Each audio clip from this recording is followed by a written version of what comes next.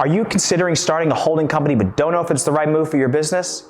You're in the right place because I'm covering all things holding company, what it is, the pros and cons, and who should consider starting one.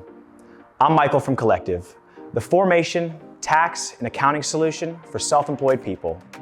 Let's talk about if creating a holding company is the right move for your business.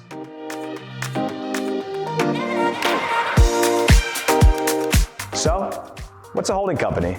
A holding company is a company that owns a controlling interest in other businesses called subsidiaries. For example, Company A makes shoes, Company B sells sports goods, and Company C owns 100% of the shares in A and B.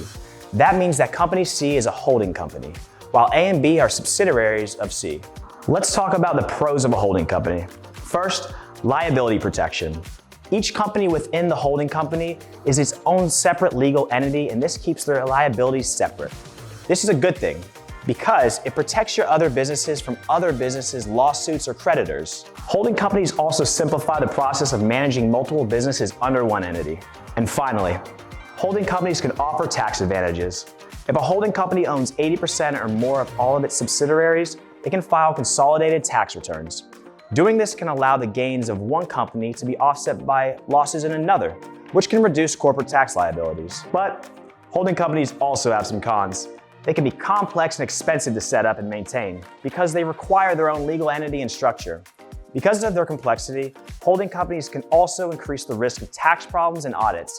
Unless you're an expert in tax law, you might unintentionally break tax rules, and we all know the IRS doesn't like that. Also, in some cases, holding companies can be subject to additional taxes like the accumulated earnings tax and the personal holding company tax, which could offset any tax benefits. If you're considering starting a holding company, ask yourself these questions. Do I have multiple unrelated businesses? If you're only doing one thing, it doesn't make sense to have a holding company.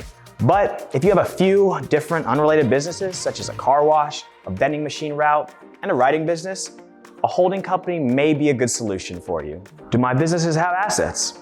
The holding company structure is particularly useful for asset protection. So if you have a lot of assets held in your business, you may benefit from a holding company.